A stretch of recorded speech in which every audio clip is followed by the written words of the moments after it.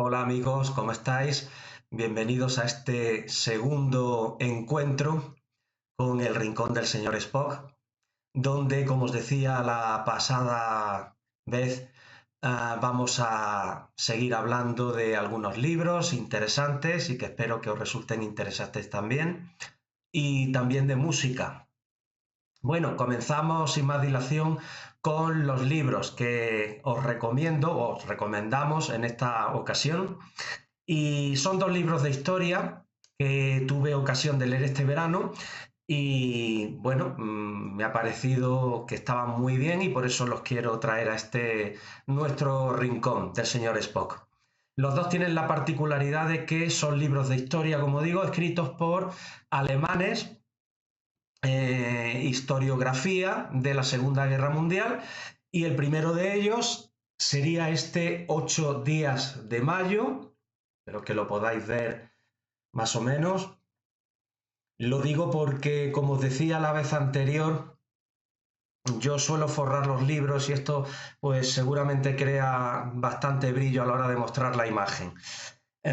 Bien, pues este libro, escrito por Volker Ulrich y publicado por Taurus, lo mismo que el libro siguiente, que está editado por Taurus también, en el año 2024, en este caso son los dos, es una historia de los 8 días que siguieron a la derrota de la Alemania nazi en la Segunda Guerra Mundial en 1945, con la toma de Berlín por parte de los aliados, no solo las tropas inglesas y norteamericanas, también las soviéticas. Y bueno, pues es un libro muy interesante que evidentemente está dividido en 8 capítulos que van por días. Van desde el 1 de mayo de 1945 hasta el 8 de mayo de 1945. ¿Qué encontramos aquí? Encontramos esa historia, como dice el subtítulo, de la muerte de Hitler al final del Tercer Reich. Y lo interesante y entretenido del libro es que esa historia nos la va contando en capítulos con distintos personajes. Al principio de cada día es sobre todo cómo los oficiales nazis van respondiendo a lo que es el final de la guerra y bueno, pues las medidas que van tomando y demás. Pero luego se van intercalando otras historias de residentes de aquel Berlín, de personas que llegaban acompañando a las tropas aliadas. En fin, aparece incluso la actriz Marlene Dietrich con una historia muy emotiva e interesante, que tiene que ver con una hermana suya.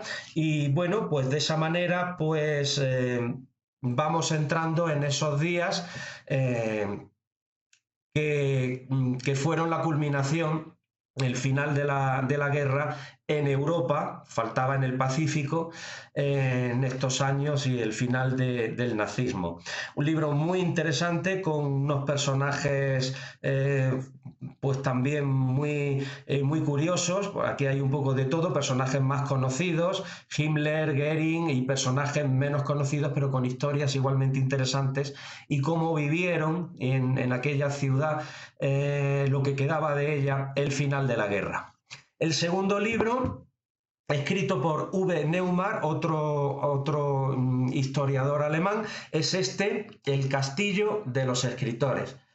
También de Taurus, como os decía, perdonad si no se ve demasiado bien, es una imagen muy bonita del castillo Faber-Castell, precisamente este de los Rotring y los lápices y demás, donde se reunieron distintos periodistas a partir de septiembre, noviembre de 1945 para asistir a los juicios de Nuremberg. Están divididos en varias etapas, pero entre el 45 y el 46 se juzgaron a los grandes asesinos que quedaban vivos del nazismo, ¿no? Bueno, los que no lograron escapar. Y el libro está dividido también en distintos capítulos que hacen referencia a un periodista generalmente, que cubría las noticias de aquel juicio, de aquel juicio primero de los que hubo en Nuremberg. Siento de verdad que no se vea mejor por el brillo. Pero bueno, es un libro muy entretenido, lo mismo que el anterior, dividido en capítulos no demasiado largos, y aquí pues desfila gente tan interesante, vamos a ver, como Eric Kastner, como John Dos Passos, un autor, nos solemos acordar más de Hemingway y de Scott Fitzgerald, pero a mí es un autor que cada vez me gusta más. Creo que ha estado un poquito olvidado e infravalorado. Está pues la hija de Thomas Mann, también, Erika Mann. Hay algún affair interesante, como el de Rebecca West con uno de los jueces. Está Golo Mann, que es también al final era otro de los hijos del premio Nobel Thomas Mann, el autor de La muerte en Venecia. Y bueno, pues es un libro muy interesante con esa intrahistoria que no conocemos tanto, pero que hace que comprendamos mejor ese periodo de la historia. Estos dos libros, entonces, para recomendaros, si os interesa la historiografía, si os interesa el capítulo, el segmento que se refiere a la Segunda Guerra Mundial, a mí es un tema que me gusta mucho porque me gusta el heroísmo, pese a lo que se crea, pienso que sigue habiendo y hubo héroes y que está bien que sigamos recordando sus nombres, y ya seguiremos trayendo libros en esta temática, aunque vamos a hablar de todo, de literatura y vamos a ser un poco eclécticos en ese sentido. Si os interesa entonces el periodo y os interesa leer dos libros críticos con el nazismo, con el régimen nazi, escritos por alemanes, que han sido recientemente traducidos al español, porque son de 2024 las dos ediciones, pues aquí tenéis 8 días de mayo y El castillo de los escritores. Y vamos con la música. Una pequeña introducción. Me gusta ver algunos vídeos en YouTube, como a todos vosotros, supongo, por eso estáis aquí. Y bueno, hoy vamos a hablar de bandas sonoras. Cuando hablamos de bandas sonoras, de música de películas, que se suele decir de soundtracks, como se llama en inglés,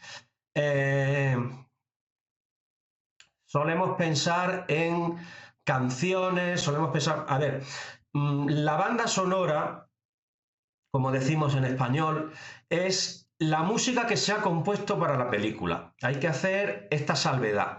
Porque veo que muchas veces en muchos canales se habla de bandas sonoras cuando estamos hablando de recopilaciones de canciones, ¿de acuerdo?, que conforman la música de esa serie o de esa película. Eso no es la banda sonora, aunque en genérico lo llamemos así. Son canciones de la serie o canciones de la película, o música clásica que se ha tomado para acompañar musicalmente las imágenes de esa serie o de esa película. Los que somos aficionados a la música de cine, y espero que vosotros pues os vayáis aficionando, los que no lo seáis, realmente entendemos que esto no es la banda sonora, tal como se suele decir, ¿vale? Entonces, la banda sonora es la música instrumental o las canciones que se han hecho ex profeso específicamente para esa serie o para esa película. Vamos a empezar con un ejemplo, y empiezo con un ejemplo de una película que bueno, para los de mi generación pues es muy querida. Es una película de mediados de los años 80, es una película que yo vi cuando tenía la misma edad que algunos de sus protagonistas en el cine. Y bueno, pues se trata de Los Goonies. Los Goonies tenía una banda sonora, ¿de acuerdo?, instrumental, pero también tenía canciones que habían sido compuestas específicamente, a ver, que no dé demasiado el brillo, para la película, ¿de acuerdo? Este es el CD. Tiene la característica de ser, aquí se ve mejor, una edición japonesa que me trajeron de Japón, y no pude en su día, no me compraron o no conseguí en su día el vinilo, pero aquí está, y vienen los temas en inglés, pero bueno, con el añadido de las letras en japonés. Pues así, creo que así lo veis un poco mejor, ¿vale? Estos son canciones hechas para la película, 9 de ellas. La última es un tema instrumental de Dave Grusin, que es un fantástico compositor, Él pertenece al ámbito, bueno, participa, como le pasaba a Lalo Schifrin, por ejemplo, del ámbito del jazz. Entonces, pues se movía con pianistas, trompetistas y hacía discos de jazz. Pero también se dedicó a la composición de música de cine.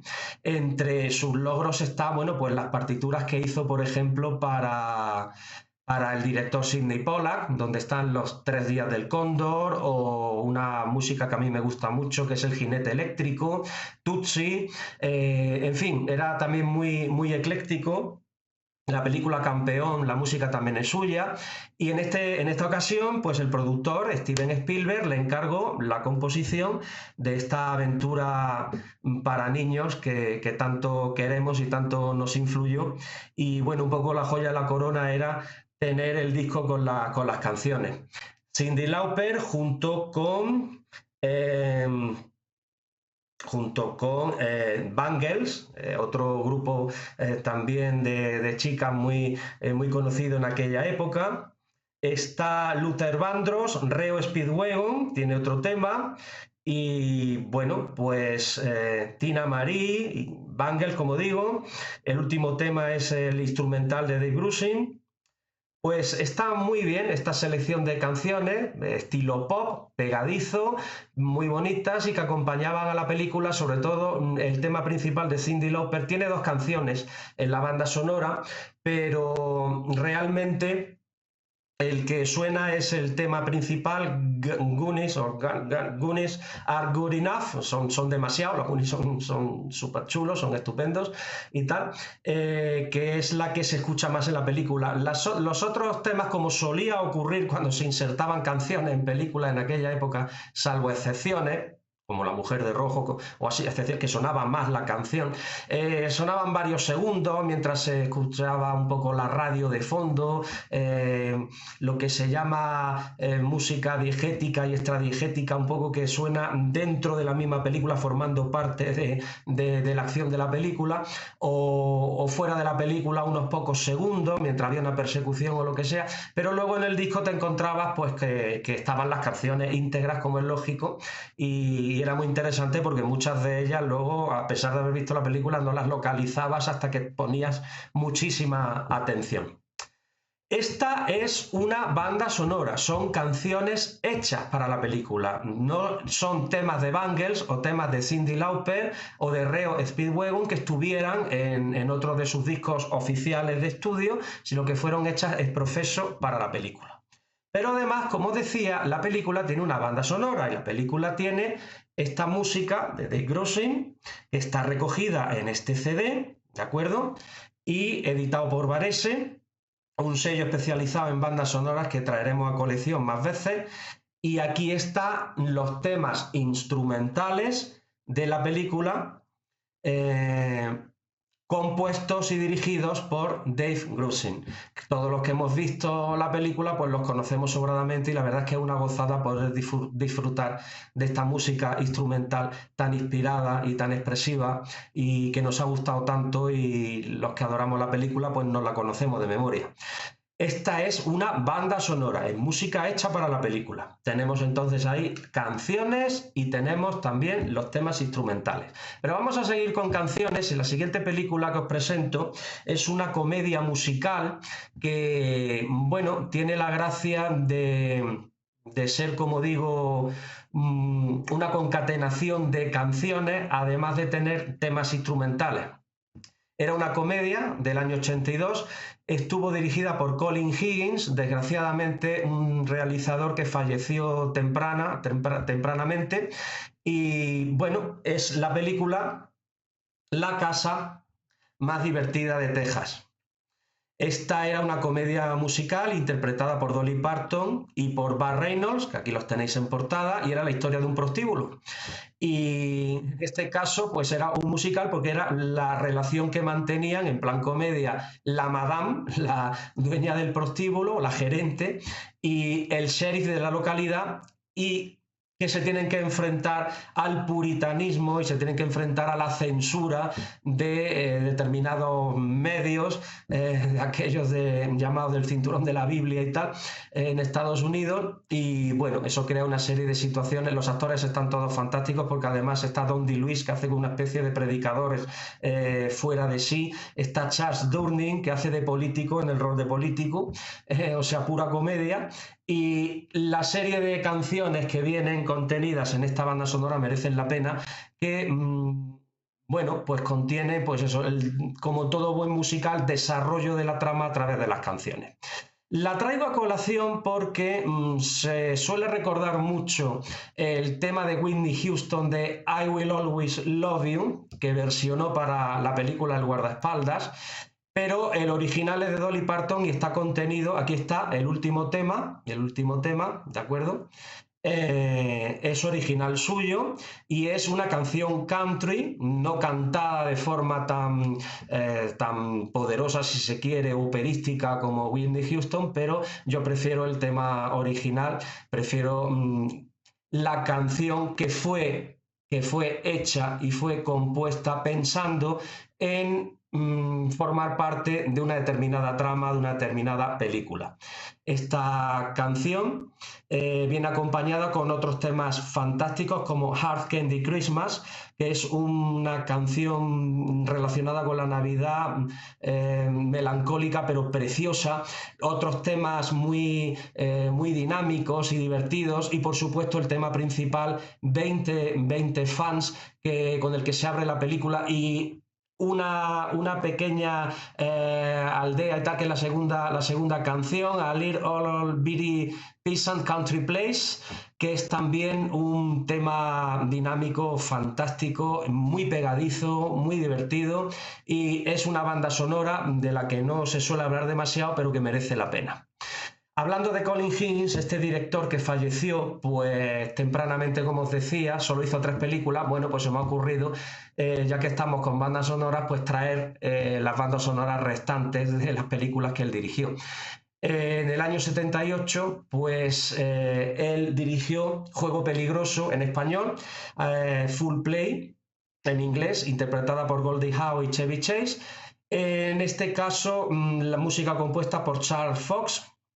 En el caso anterior, ya decía, Dolly Parton principalmente, y bueno, la que lleva la batuta de la banda sonora con algún arreglista, pero en este caso Charles Fox pues hace esta banda sonora también dinámica, divertida, años 78, muy melódica de aquella época, y además tiene la gracia que contiene un par de temas que fueron muy radiados y suelen ser conocidos, interpretados por Barry Manilow.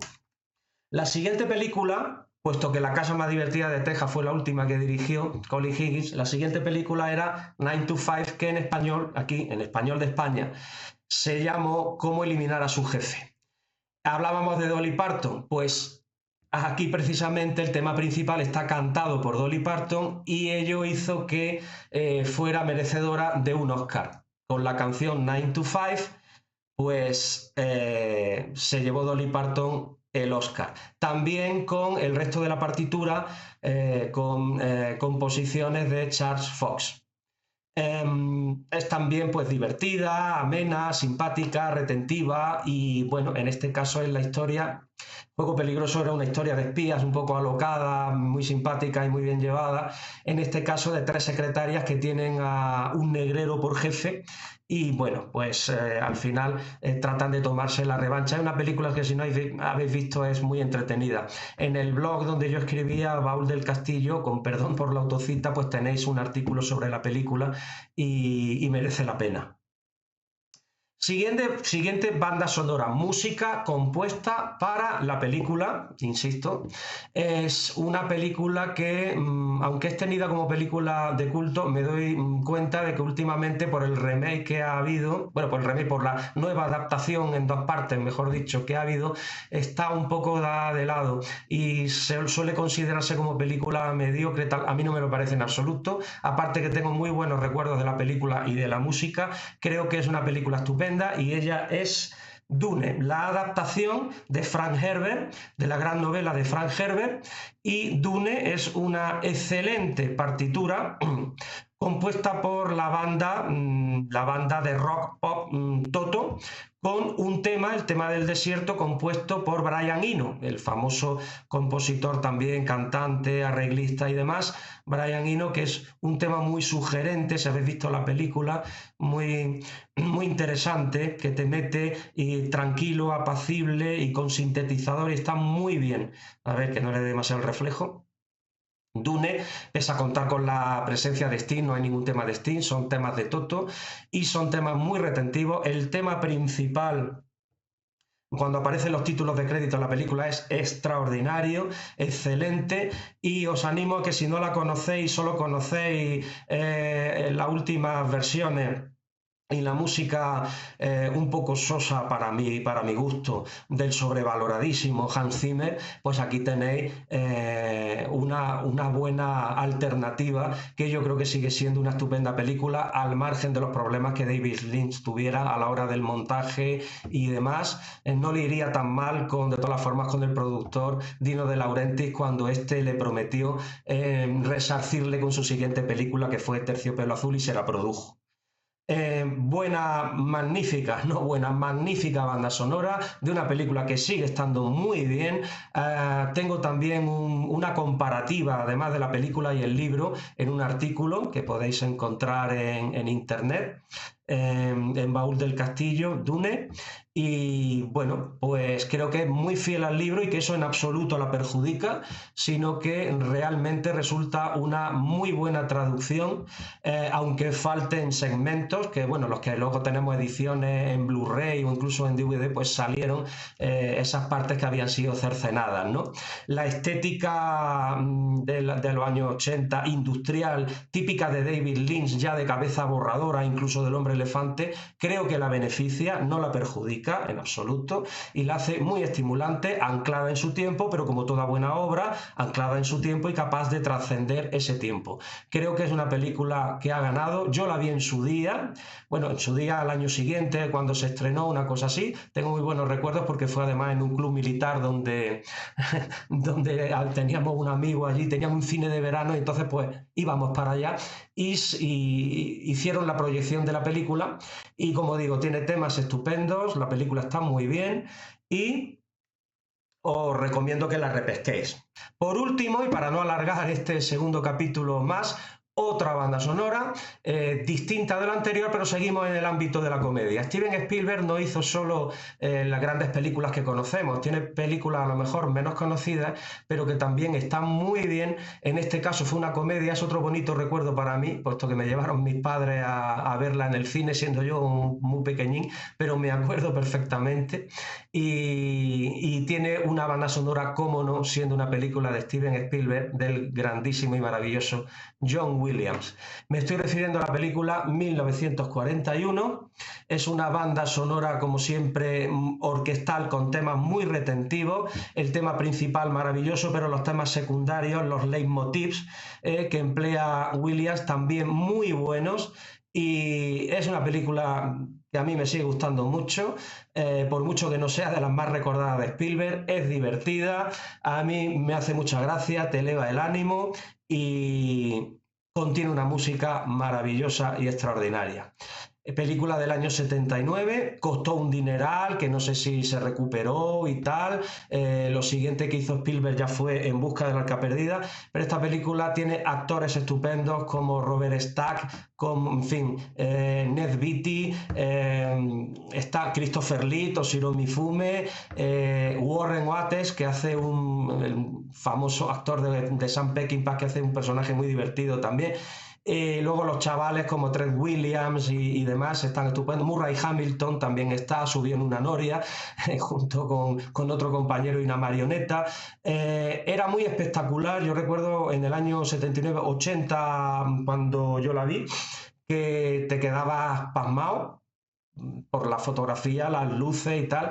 Tiene una secuencia de baile antológica que se debería estudiar en las escuelas de cine. Está maravillosamente filmada, ya te digo, es divertida, y a pesar del dineral que costó, que no recuperó, es una película estupenda con una banda sonora formidable, y la he traído a colación pues para que no hablemos siempre de lo típico. Habrá ocasión de hablar de Indiana Jones, de ET y tal, pero creo que merece la pena rescatar esta banda sonora con la que hoy despedimos este segundo capítulo, que espero que os haya entretenido, como deseo que sean los siguientes también, donde seguiremos hablando de libros y algunas bandas sonoras.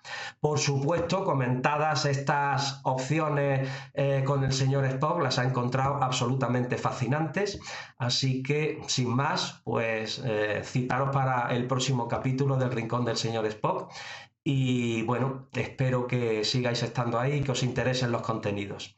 Un abrazo enorme y que paséis un día estupendo.